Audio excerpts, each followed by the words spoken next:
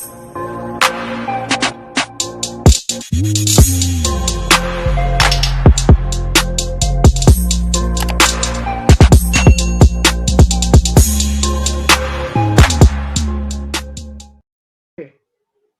balik lagi bersama saya Rapco Tarigan dan kali ini kita kedatangan tamu sekaligus aktivis perempuan dari GMKI cabang mana Kak? Kalau boleh tahu, aku lupa. Cabang Tondano. Cabang Tondano. Dan kakak ini salah satu kader yang berani menyuarakan hak-hak perempuan dan bertepatan pada tanggal 8 Maret 2021 ini ada peringatan International Women's Day. Oke. Nah, sebelumnya Kak, International Women's Day ini apa? Mungkin banyak orang yang belum tahu tentang ini. Ya, jadi sebenarnya International Women's Day itu adalah kalau di Indonesia kan, di bahasa Indonesia kan Hari Perempuan Internasional. Nah, gerakan ini itu dimulai di Amerika Serikat dan ini juga pelopori oleh gerakan feminis sosialis di abad 19, sekitar 1907-an gitu. Tapi dipelopori karena ketidakadilan gaji buruh di salah satu pabrik tekstil di New York. Oke, wow, ini bakalnya sih di situ. Lalu kaitannya dengan perempuan, apakah kemudian pabrik buruh itu kebanyakan perempuan Kak dalam sejarahnya di International Women's Day ini?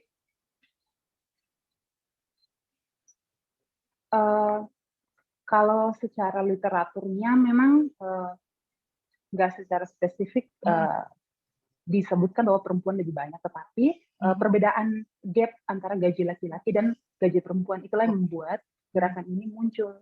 Dan perempuan memprotes, kenapa sih gaji laki-laki lebih tinggi, sedangkan kalau mau lihat beban kerjanya mungkin perempuan lebih besar. Gitu.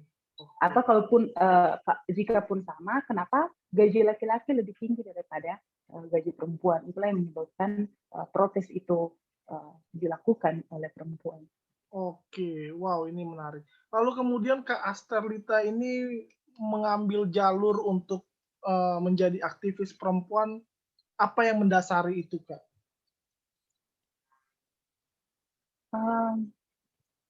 Sebenarnya apa ya? Kak Aster, saya selalu percaya bahwa segala sesuatu tidak ada yang kebetulan. Pasti ada pemercik-pemercik lainnya begitu. Nah, sebenarnya isu perempuan itu didengarkan itu nanti ketika masuk kuliah, masuk kuliah di Universitas Negeri Manado, kemudian bertemu dengan teman-teman aktivis di organisasi, kemudian menemukan isu itu. Nah, membaca, karena memang di Tondano di sini itu toko buku juga hampir tidak ada toko buku, dan kemudian teman-teman saja yang punya buku. Jadi pertama ya minjam buku teman soal perempuan dan para senior-senior yang lebih dulu yang memberikan referensi bacaan. Dan karena ada akses internet, makanya dicarilah di situ. Dan itu awalnya kenapa tertarik di isu perempuan. Dan menurut saya bahwa isu itu kok berkaitan dengan kehidupan kehidupan saya. Karena masih kecil, kita hidup dalam kultur keluarga yang sangat patriarki begitu, sangat paternal. Saya sendiri itu 8 bersaudara, 4 laki-laki, 4 perempuan. Nah, tradisi di Maluku Utara itu, biasanya kalau subuh pagi-pagi, kenapa saya yang harus bangun lebih dulu, jam 5 subuh, harus sudah lebih dulu bangun, sedangkan kakak laki-laki saya dibiarkan tidur, dibiarkan tidur, nanti mau bangun ya terserah dia mau bangun jam berapa, tetapi kenapa saya perempuan harus lebih dulu bangun lebih cepat dan harus mengerjakan pekerjaan-pekerjaan yang itu pekerjaan itu berulang, pekerjaan domestik itu. Nah, itulah menjadi membuat saya bertanya-tanya, kok bisa begitu? Kenapa papa bisa lebih bangun bisa lebih lambat dan mama harus cepat begitu. Nah, pertanyaan-pertanyaan itu muncul dan kemudian membawa ketertarikan saya untuk mendalami isu-isu feminis. Jadi sebenarnya pada prinsipnya, oh ternyata ini dari kehidupan sehari-hari gitu. Jadi kalau banyak yang bilang bahwa feminis itu isu dari Barat dan teori dari Barat, ternyata dalam kehidupan sehari-hari ketimpangan itu ada. Betul. Iya. Dan ini yang menarik sih sebetulnya, apa yang kita pelajari dan refleksikan itu sebetulnya dekat dengan kehidupan kita sebetulnya. Dan orang seringkali malah merasa bahwa isu feminisme ini dibawa dari Barat ke Asia. Sebetulnya tidak, bahwa yang terjadi adalah yang sesuai dengan pengalaman kakak justru itu dekat dari kehidupan kakak dan itu ada di timur seperti itu. Konteks kita ketimuran seperti itu. Ini menarik sih, Kak. Lalu kemudian apa yang kakak lihat sekarang nasib perempuan seperti itu sepanjang sekarang sudah 2021? Apakah kemudian kakak melihat masih adanya ketimpangan seperti itu? Sebelum jauh ke situ, sebenarnya kakak mau masuk lewat teori feminis dulu. Oke. Nah, banyak sih teori feminis, aliran feminis. Gitu. Nah, tapi kalau mau melihat realitas Indonesia begitu, itu pasti sangat berbeda. Orang-orang yang ada di Jakarta, perempuan-perempuan urban dan perempuan di desa, itu berbeda sekali realitas hidupnya, punya privilege yang berbeda. Perempuan-perempuan di kampung sampai sekarang, mungkin di kampungnya saya, sampai sekarang internet juga belum ada di kampung. Serius? Sampai sekarang internet juga serius. Jadi kalau pulang kampung memang hilang-hilang signal. Gitu. Dan itu sangat nyata ketimpangan. Teman-teman yang di urban, perempuan urban, hari ini udah bicara soal revolusi 4.0. Di kami di sana, jangankan itu, mungkin masuk dalam industrialisasi juga belum, masih dalam agrikultur, masih dalam proses tanam menanam dan lain sebagainya. Jadi inilah yang mengapa ketika melihat Indonesia kita tidak boleh generalkan segala sesuatu. Karena memang realitas Indonesia hari ini itu timpang, timpang sekali, timpang. Oke. Makanya kalau mau melihat realitas Indonesia hari ini, kalau kita pakai kacamata orang di Jakarta, pasti kita akan, kalau mau atau hanya menghitung kesetaraan gender dari partisipasi perempuan di ruang publik saja, itu sesuatu yang menurut saya itu sangat-sangat timpang. Karena di timur, salah satu di kampung saya itu, jangankan bicara soal jadi pemimpin, mereka bermimpi saja itu hampir tidak punya waktu. Bangun pagi sudah disibukkan oleh rutinitas, harus mengurusi ini, bahkan sampai matahari terbenam, capek, lalu tidur. Besok pagi sudah mulai dengan kerja-kerja yang lain, rutinitas lain yang menunggu. Jadi kalau hari ini, mungkin ini juga menjadi kritik bagi feminis, bagi aktivis perempuan, gitu, bahwa hari ini isu-isu perempuan itu hanya ada dalam tataran atau masyarakat kelas menengah saja.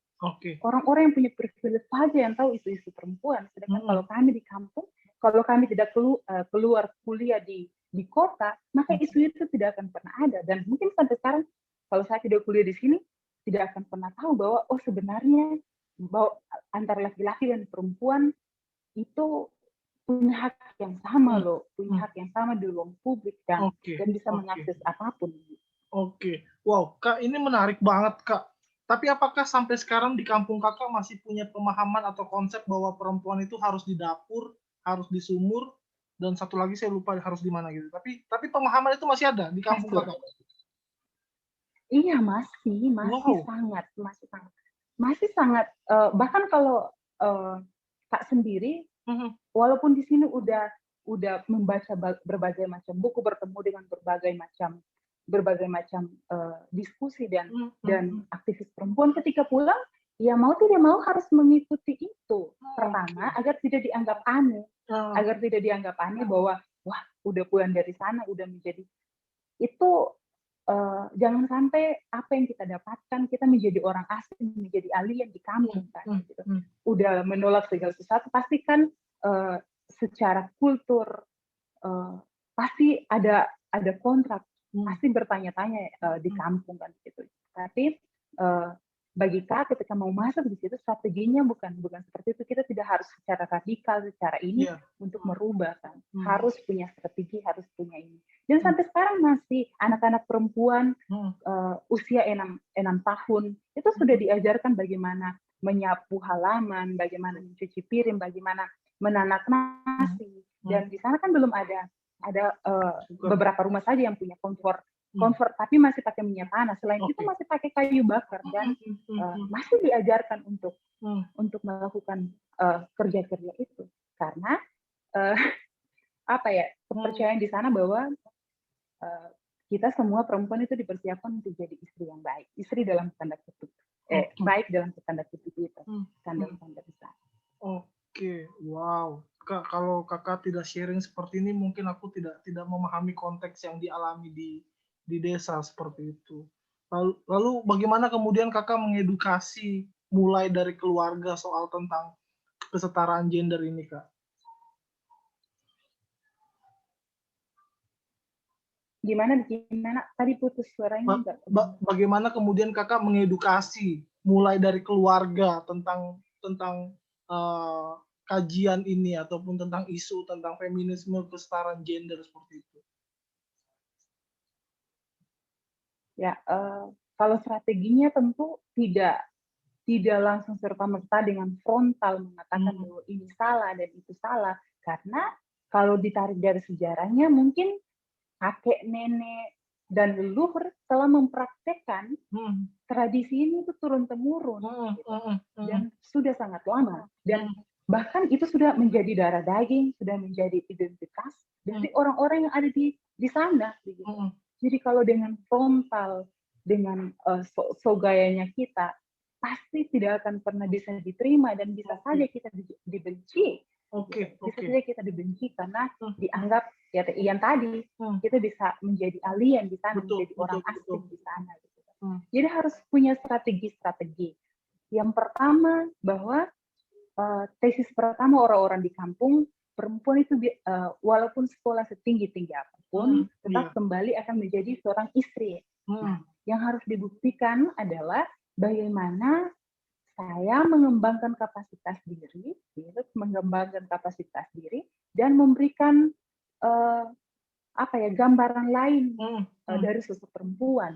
mhm, Ternyata perempuan itu tidak hanya jalan perempuan itu tidak hanya akan menjadi seorang istri saja, mhm, mhm, atau hanya akan mengerjakan pekerjaan-pekerjaan domestik saja, tetapi ternyata perempuan bisa berbicara di depan publik, menuntut hak-haknya, mhm, dan bisa menjadi seorang pemimpin begitu. mhm, mhm, Jadi tidak serta-merta dengan frontal mengatakan ini salah, mhm, tetapi mhm, membuat sebuah potret lain bahwa ini loh tidak hanya menjadi perempuan tidak hanya mhm, seperti ini, tetapi mhm, ada apa ya, ada potret lain mhm. uh, menjadi perempuan.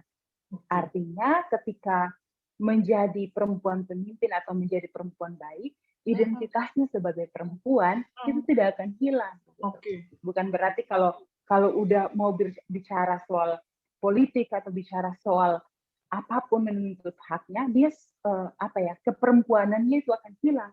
Tetapi oke. itu adalah spektrum lain dari perempuan. Oke, iya, iya.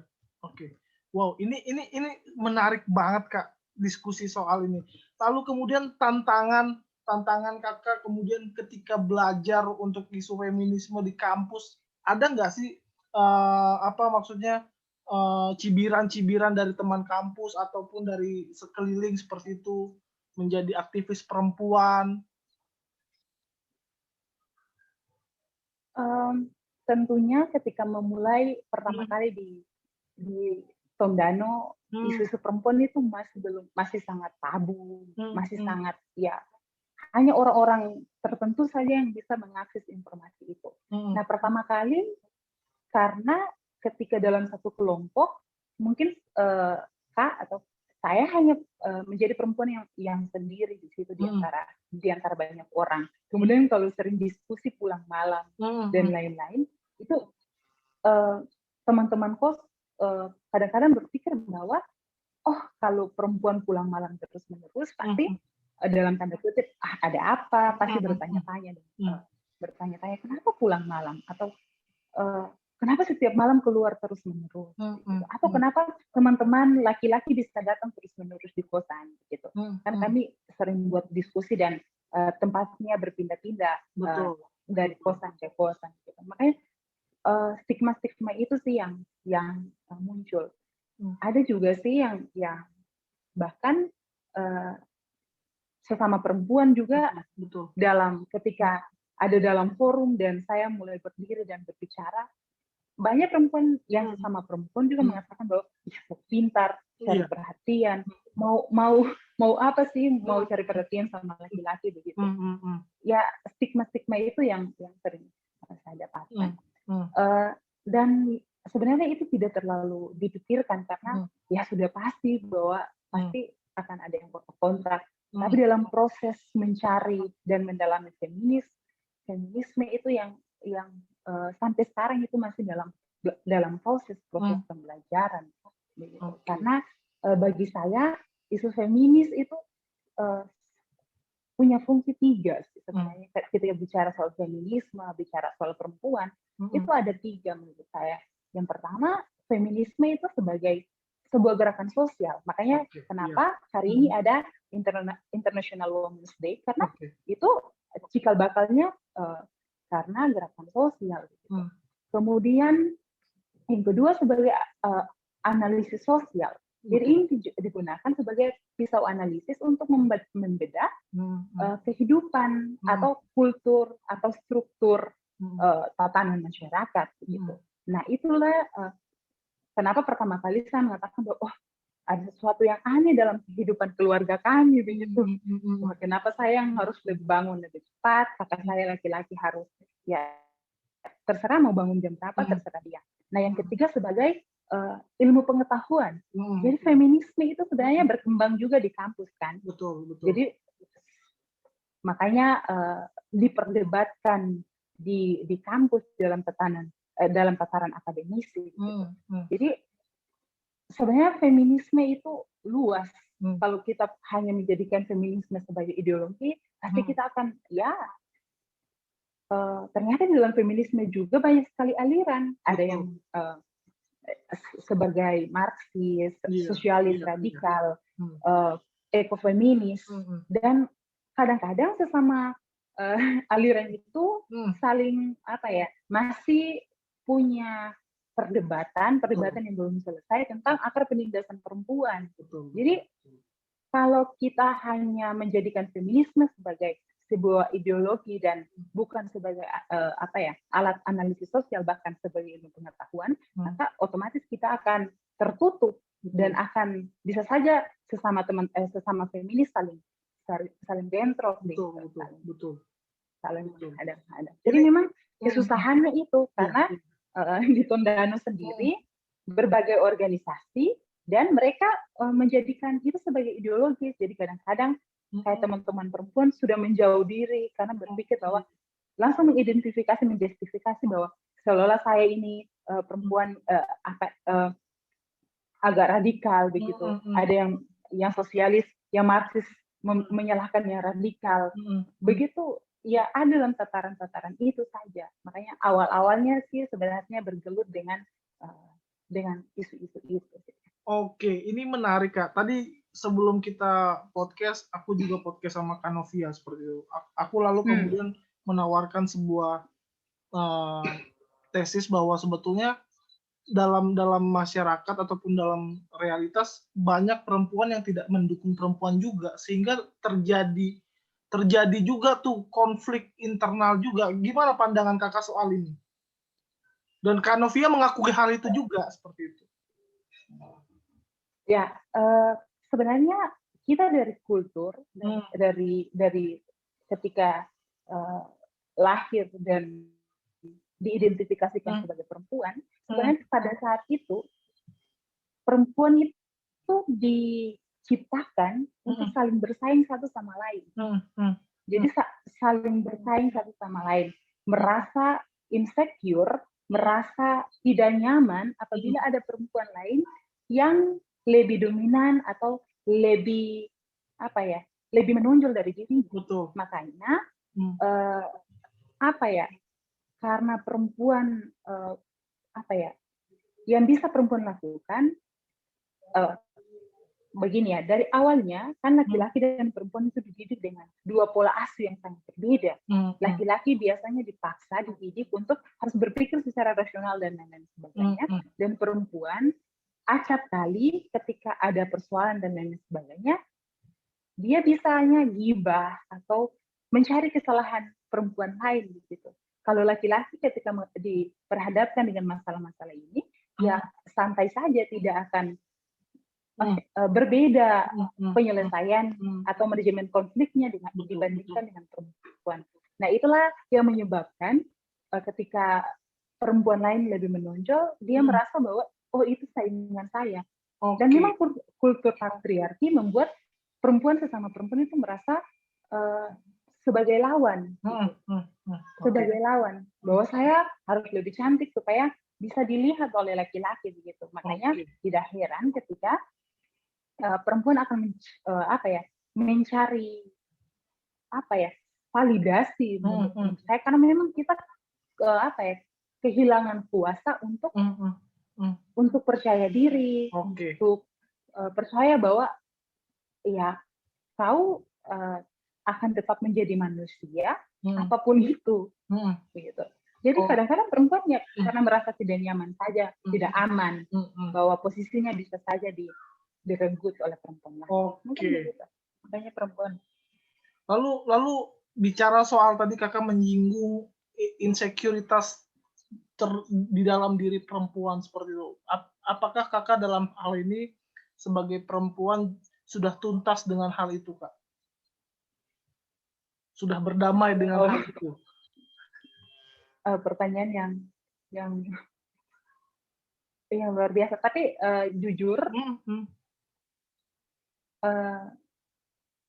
saya itu selalu percaya bahwa segala sesuatu itu harus tumbuh. Dan semuanya itu butuh proses.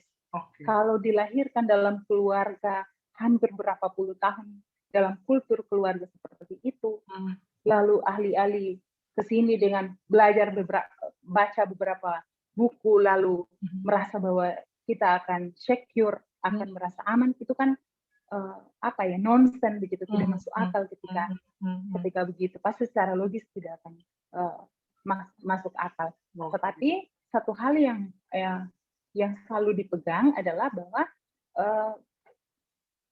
belajar feminisme itu adalah proses mencari, bukan saja sebagai analisis sosial yang tadi, tapi itu mencari siapa sebenarnya saya, mencari tahu sebenarnya apa yang harus dihargai. Sebagai perempuan pasti selalu merasa bahwa ada yang kurang dari saya, selalu saja ada yang kurang ketika melihat apalagi standar cantik yang luar biasa yang terus digaungkan oleh media. Pasti selalu merasa kurang. Dan itu dibuktikan dengan banyak teori sosial seperti Foucault, Lacan, bicara soal perempuan selalu merasa manusia lah. Pada prinsipnya manusia selalu merasa kurang dan selalu akan mencari terus-menerus dan tidak akan pernah puas karena punya hasrat, punya kehendak untuk menguasai orang lain begitu. Jadi memang pada dasarnya tidak punya kepuasan gitu dalam diri. Tetapi kesini ketika mulai mempelajari berbagai teori dan mulai melihat teman-teman lain, membaca bagaimana cara mengumpulkan kepercayaan diri, ya sudah beranjak untuk percaya diri begitu. Ternyata bahwa kita tidak harus mengikuti wacana orang lain, atau kita tidak butuh validasi orang lain supaya kita bisa percaya diri. Sebenarnya percaya diri itu muncul dari diri kita sendiri, gitu. Tidak perlu harus dari orang lain. Oke, ini menarik Kak. Ini reflektif sekali diskusi kita. Kak, aku mau share screen sedikit soal catatan Komnas Perempuan tentang kasus kekerasan terhadap perempuan di tahun 2020. Oke. Komnas Perempuan ada 299.911 kasus kekerasan terhadap perempuan sepanjang 2020.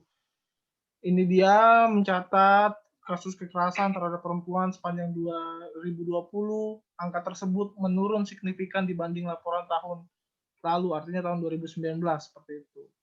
Nah, bagaimana Kakak melihat angka ini? Walaupun katanya menurun, tapi nampaknya ini masih besar sekali, 299.911 kasus. Ini yang tercatat. Yang tidak tercatat kita tidak tahu seperti itu. Bagaimana pandangan Kakak soal ini? Ya, tadi juga beberapa hari lalu di grup perempuan juga, salah satu grup GMKI juga dikirim chat tahu Komnas Perempuan, dan itu rutin kan dilaksanakan pada tahun 2019. Itu hampir 400 lebih kan. Dan di tahun 2020 agak menurut. Tapi kalau di Tempo juga digeser ke bawah, itu mengembalikan responden itu, tidak mengembalikan, merespon yang di kuesioner yang diberikan oleh Komnas Perempuan. Salah satunya Maluku Utara. Makanya kenapa kasus itu menurun? Kasusnya agak menurun karena ada beberapa provinsi yang tidak merespon gitu.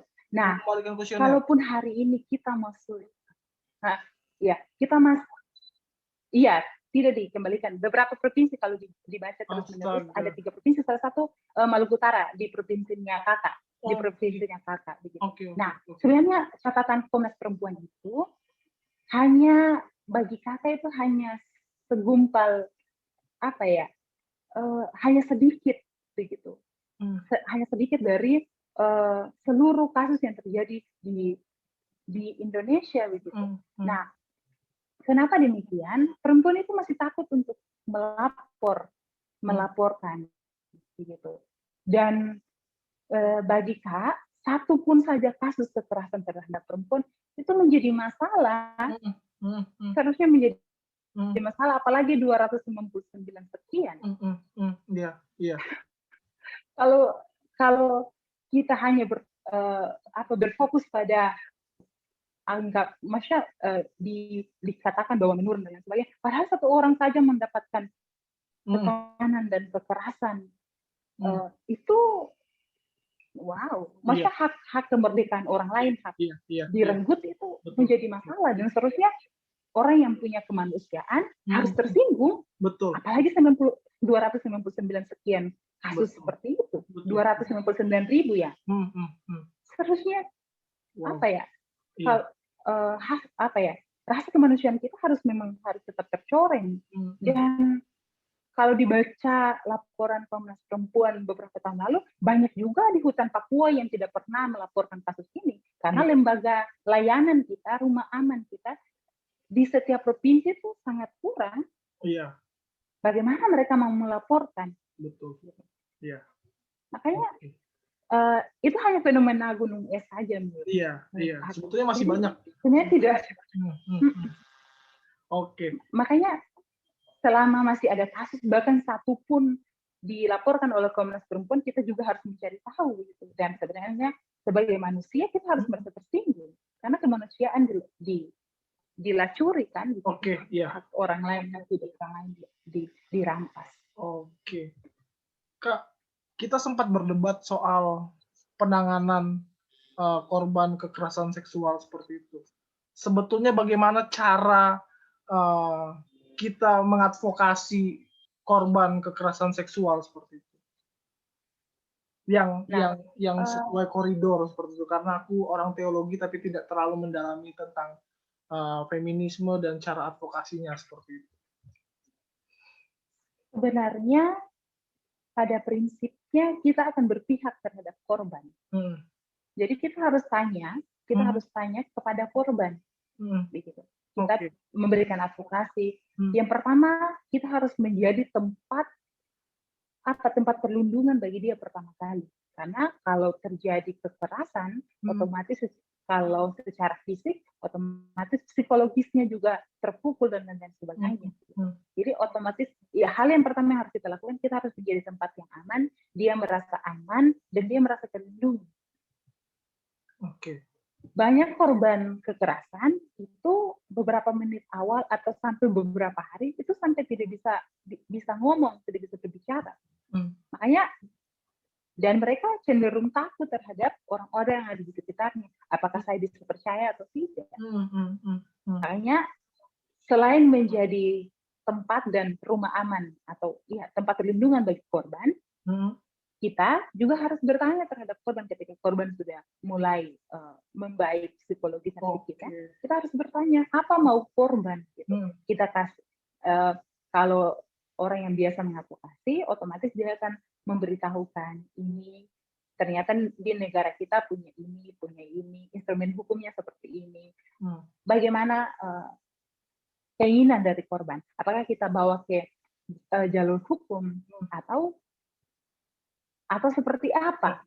Dan memang semua itu harus ditanyakan kembali kepada korban. Makanya waktu itu kita berdebat karena korban itu takut dan setiap kekerasan, apalagi kekerasan seksual, korban itu yang ada di benaknya dia akan malu, dia merasa bahwa ini aib, begitu dia harus menjaga, dia akan berpikir bagaimana publik menilai dirinya, begitu. Kan memang publik rata-rata victim blaming kan, seolah menyalahkan korban. Kau begitu sih, kau begini sih, gara-gara pakai baju seksi sih, karena berjalan malam sendiri, gitu. Pasti. Dan itu yang ada di pikirannya pertama kali, makanya harus ditanyakan dulu gitu, kepada korban. Soalnya dan kemarin itu wajib dalam mengadvokasi. Soalnya kemarin aku greget sekali karena tidak langsung dilaporkan saja pelakunya seperti itu, dan nampaknya kalau terlalu deal-dealan kayak aduh ini pelaku akan melakukan sama perempuan yang lain.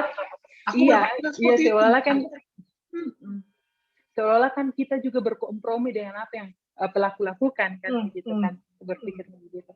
Tetapi inilah yang kemudian menjadi contoh. Waktu kemarin percuma pelaku kekerasan itu masuk penjara saat yang sama, tetapi korban itu secara psikologis itu terngiang-ngiang seumur hidup. Kenapa? Itulah yang menyebabkan bahwa psikologisnya korbannya itu yang harus kita selamatkan lebih dulu. Karena walaupun secara hukum pelakunya dijebloskan dalam penjara di hukum, tetapi kalau kita tidak melihat korban dan tidak mendahulukan korban, maka itu akibatnya akan fatal. Itulah yang menyebabkan waktu kasus UGM si Agni,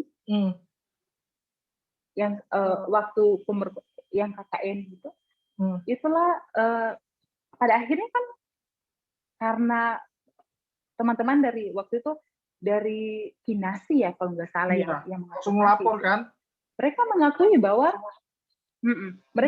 bahwa strategi ini ternyata salah, strategi ini ternyata salah dan harus memang dipikirkan korban, harus diutamakan korban. Wow, menarik. Kak, terakhir penutup, pentingkah RUU PKS disahkan?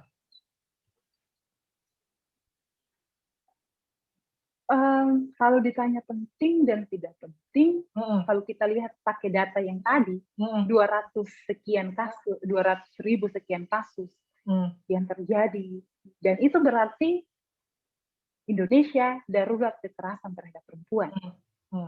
Tetapi hukum positif kita tidak memiliki instrumen yang secara spesifik berpihak terhadap korban.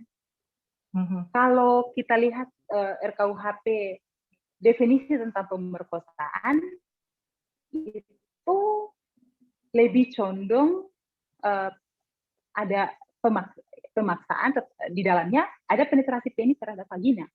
Kalau di RKUHP 285 kalau tidak salah, itu kan bicara soal itu. Nah, bayangkan waktu itu kasus kejadian Reinhardt yang memperkosa laki-laki itu terjadi di Indonesia. Otomatis itu hanya masuk ada pasal pencabulan dan hukumannya sudah pasti lebih rendah daripada hukuman pemerkosaan, karena di hukum positif kita di Indonesia tidak spesifik menjelaskan bahwa pelaku atau pemerkosaan itu bisa dilakukan oleh laki-laki terhadap laki-laki, tetapi hanya dijelaskan laki-laki terhadap perempuan. Dan banyak juga korban pemerkosaan itu dilakukan oleh perempuan terhadap laki-laki. Karena pemerkosaan itu bukan saja bicara soal seks, tetapi bicara soal kekuasaan. Ada pemaksaan, tidak ada kesepakatan di sana. Dan kenapa RUU PKS itu sangat penting? Karena sampai hari ini para penegak hukum kita, polisi, di penyidik, ketika menangani kasus pemerkosaan atau kekerasan terhadap perempuan, mereka itu tidak punya perspektif korban dan selalu akan menyalahkan korban di situ. Dan seperti itu, kadang-kadang mereka minta bukti, dan bahkan korban itu sampai takut untuk melapor karena pasti akan dicerca berbagai pertanyaan dari para penyidik. Nah, untuk itulah kenapa kita butuh RUU PKS, karena instrumen hukum kita itu tidak berpihak terhadap korban, dan kedua tidak mampu menjelaskan kekerasan terhadap korban yang lebih spesifik. Karena di RKUHP kita hanya menjelaskan kekerasan itu dilakukan oleh laki-laki terhadap perempuan. Padahal sekarang banyak juga perempuan atau laki-laki terhadap laki-laki yang terjadi oleh Reinhardt itu. Kemarin kalau kasus Reinhardt itu terjadi di Indonesia, otomatis ya hanya beberapa bulan penjara saja begitu, dan hukumannya pasti tidak akan berat karena kita tidak punya instrumen hukum gitu. Jadi sebenarnya RUU PKS itu juga tidak hanya melindungi perempuan, tetapi juga melindungi laki-laki yang kena melindungi.